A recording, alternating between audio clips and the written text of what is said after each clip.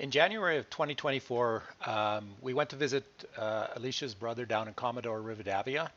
While we were there, we rented a car and we drove, as you can see, not quite 3.5 hours down to a small town called Puerto Desiado. And so this highway is in really good shape. It's paved all the way. And this last little part here in particular, there's hardly any traffic on it whatsoever. And in fact, we saw more of these guanacos, and Rias on the road than we did people or cars. So again, we went down to Puerto Desiado, and why did we do that? Puerto Desiado is mainly a fishing village, and when we were there, the fishing season was closed for the season, and you can see the boats all tied up at the dock, and there was probably somewhere around 40 or 50 of these big fishing boats. So it is definitely a fishing village, and so we had people question, why did we want to go there?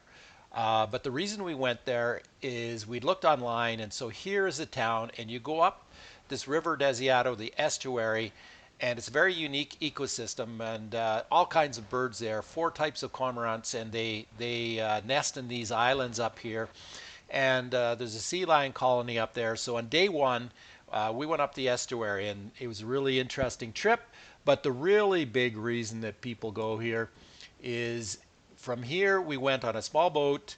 It's actually open ocean, and you go to this little island down here, and it's called Penguin Island.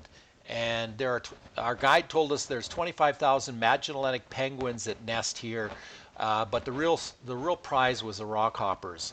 So it was well worth our time to take this trip down to Puerto Desiado and do these tours. So here you can see Los Viquinos boat that we traveled with, and I will put a link to their site later. Okay, we recorded a little bit of video just to get you a feel of what it was like there. If you look there, there's a Magellanic Cormorant nest up higher. You're going to see a close-up of that better. This is some juveniles, and again, it was really, really windy. The boat is rocking, and so we ended up not doing as much video as we had planned to do. So you'll see a little bit to get a feel for what it's like, but not a lot of video. We're going to do more still images. And then finally, these are the red-footed cormorants, and this is one of the few places in Argentina where you can see these birds, and these are by far the most beautiful cormorants, and you're going to see some close-up images showing them much, much better.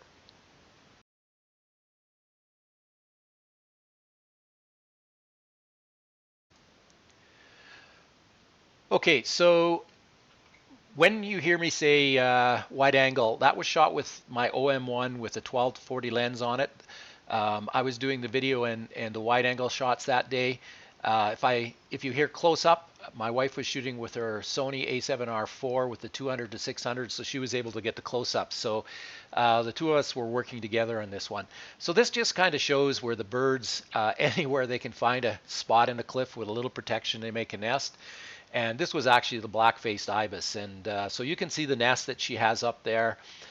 We couldn't see any babies, so I think she's still sitting on eggs. So you can see where she's made her nest. Now the cormorants were the ones that we went to see. There's 4 types of cormorants on this river tour, and of course this is the neotropical, which is by far the most common. It's found all across Argentina, even inland, and you can see that very intense green eye. These next ones were the imperial cormorants, and you can tell them by the white going all the way up to their beak. So the white going all the way up, that's not the only way, but that is the one way. This is just 3 of them that seem to be having a bit of discussion. You can see that the nose pieces they have.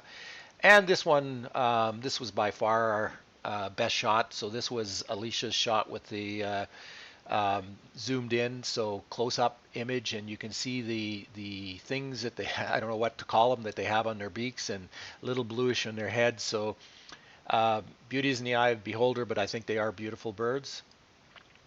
And finally, this, you remember I had said in the video, look up high. This is the one that had a nest. So this young is fairly young, so it is interesting because I'm going to go to the next shot. This is showing the Magellanics, and you can see that they have very interesting eye features, facial features, and you can see the white doesn't go all the way up, so that's how you tell them. But these are also juvenile Magellanics, and if I zoom in a little bit, you can see they're starting to get some white. They're almost pure black. They're starting to get a little white underneath, and if I go up here, you can see these. This is probably a parent up here, but they're starting to get the white underneath. So these are more mature. So obviously, there's cormorants at different stages of their reproduction cycle. And next, so the red-footed cormorants, this is one of the few places in Argentina where you can find them. And this is actually a wide-angle shot. That's how close they flew to our boat. And I'd been shooting on the cliff, and so my shutter speed was not fast enough to freeze the wings, but just to show you how close they were to our boat. And this just goes to show where they hang out, way up on the cliffs. You can see one in the very top over here, but these are the red-footed, and again, just to show how many, there was lots of them there.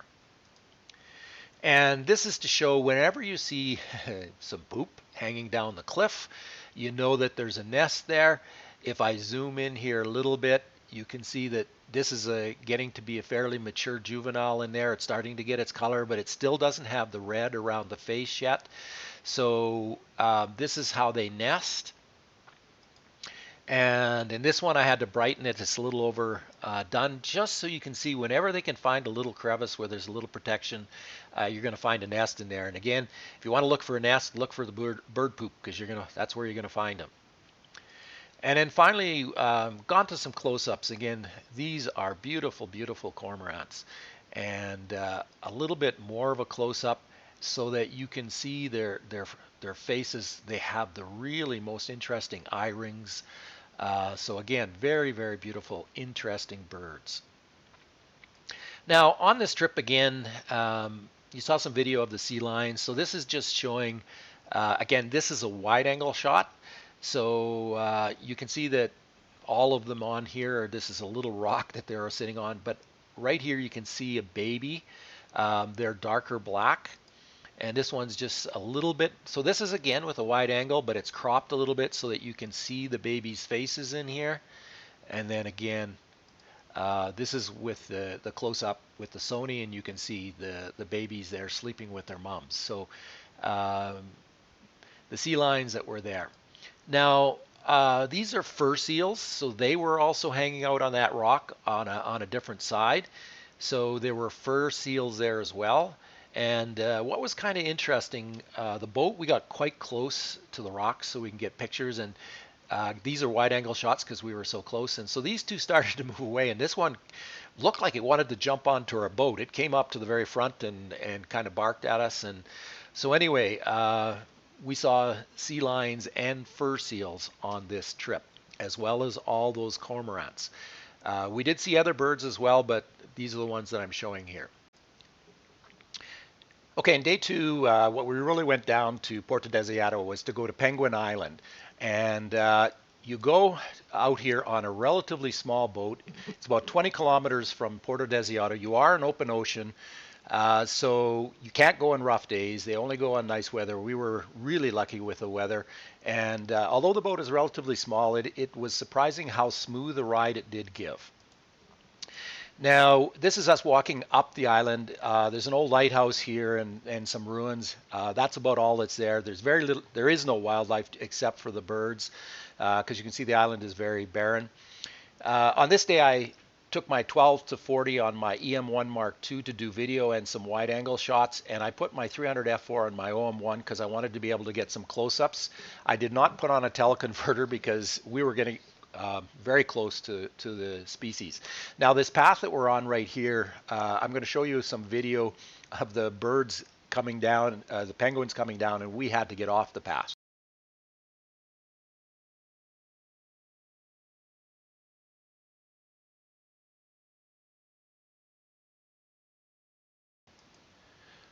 So here you can see the penguins coming down the road, and here they are continuing on their march down to the water, and they're going to jump in the water and go swimming out and looking for some fish.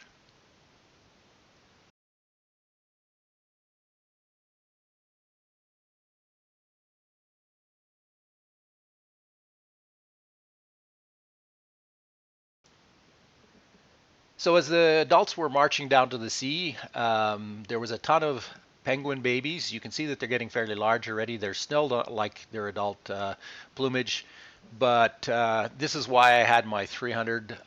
You're supposed to stay 1 to 2 meters away from them, so I could stay nice and far back and still get some nice close-ups. And this is just a group of three, and looks like they're having a group chat, and I'm pretty sure they're just saying, "I'm hungry." So again, these are Magellanic penguin babies. What we really went there for, though, was to see the Magellanic penguins are all up the coast. You can see them everywhere, and there are millions of them. But the Rockhopper penguins, these are southern Rockhopper penguins, and this is pretty much as far north as they go. And that hairdo is just something else. And if you look at the feet, they have huge feet because you're going to see some video. They hop on the rocks. Intense red eyes, and he's giving me the stare. And again, I could stay well back and get lots of pictures. And this is just another one showing the ocean in the back, and that intense red eye that they have. His hair is slicked back. I think he came out of the water not too long ago, so the hair doesn't stand up all of the time. But these are the Rockhopper penguins. And this is just showing these. This is my wife's Sony images, and while I was doing some video that I'm going to show in a second, she was doing lots of stills, and I was surprised at how much they fight. They're very, very territorial and aggressive, and they fight a lot. And she captured this picture. She captured a whole bunch of pictures like this. He's actually going and collecting rocks and bringing them back and making a pile in front of his mate. And so I think he's trying to impress his mate with the rocks that he's bringing. So again, that was quite interesting and unique. This is a macaroni penguin, and they normally don't come to the island. The Falklands Islands, you'll find lots of them, but you see the pink lips that they have here, and so normally you don't find these on the island. So we were treated to 3 species of penguins when we were there. And this is just Alicia, my wife, and you're supposed to stay 1 to 2 meters away from the penguins, but the penguins don't listen to the rules, and so just showing you how close you actually get. And you can see with her lens there, she can't shoot that penguin that's really, really close. She'll have to shoot ones farther back. But when you sit down there, sometimes the penguins come for a little bit of a visit. And so again, we spent, I'm going to say, at least an hour just sitting, photographing, and enjoying these Rockhopper penguins. It was a really, really nice experience. And this is why they're called Rockhopper penguins. You can see that they hop from rock to rock, and they don't waddle like the other penguin species do. And so here's another pair that's hopping from rock to rock.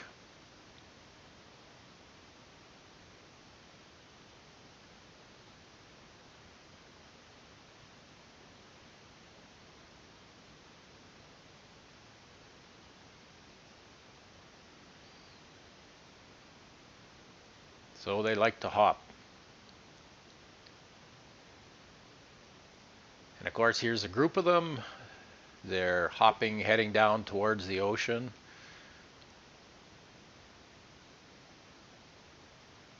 Because ultimately this is where they're headed. You can see in a wide angle shot, you can see them hopping into the ocean to go do some fishing.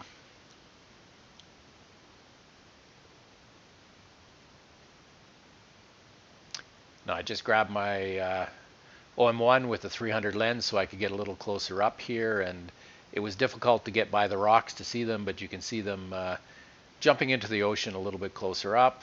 And here's another group getting ready to rock hop down into the ocean.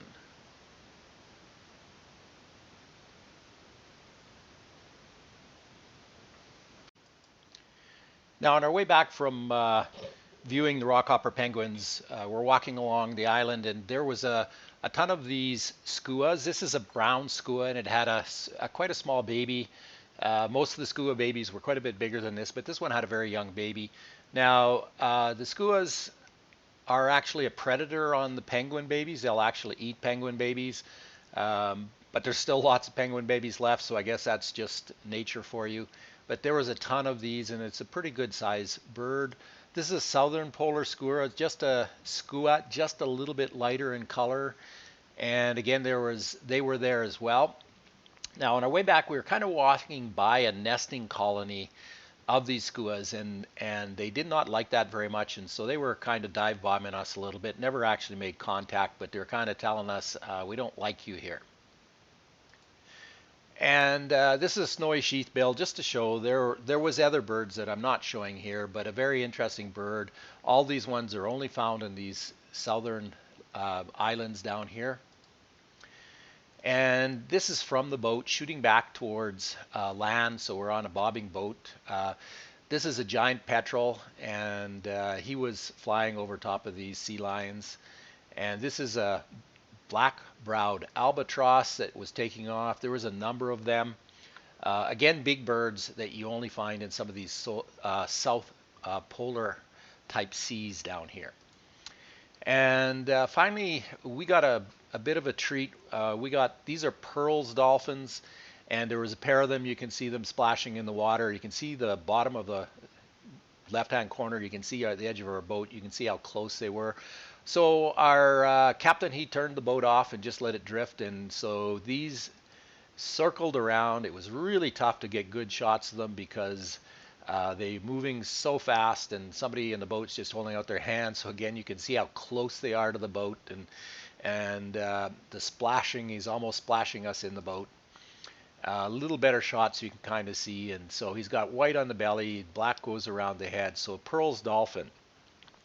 Now, we did get the opportunity, everybody wants to see the Comorants dolphin, and we did get to see them. Two of them jumped right clear of the water, and they have the white right around their entire body, and a rather unique dolphin. None of us had our cameras ready. Everybody grabbed their camera and got ready, but they never showed themselves again. But on the way back, we got treated by these dolphins and got a bit of a show, and looked like they were just playing around the boat, and specifically to put on a show for us. So just to wrap up this video, it was well worth the time to drive the 3.5 hours down to Puerto Desiado. The Rockhopper Penguins, we got to spend so much time with them and just enjoy them, and the trip down the river and everything, it was well worth our while. Now, the tour company that we went with was Los Vikingos. I will put a link in the description. They answered really, really quickly. I would highly recommend them. I think they are really quite dedicated in making your experience quite pleasant. Now, I just want to end this video. Again, I said Puerto Desiado is a fishing village. Argentina and the Falkland Islands both respect the fishing season and close it at the right times. But illegal fishing is a huge problem down here. And so I put a link in there to an article about this, and just realized that there are whales and dolphins and sea lions and all these penguins and birds that rely on the fish, and so it's a real problem. And so I encourage people just to have a quick look at that link as well.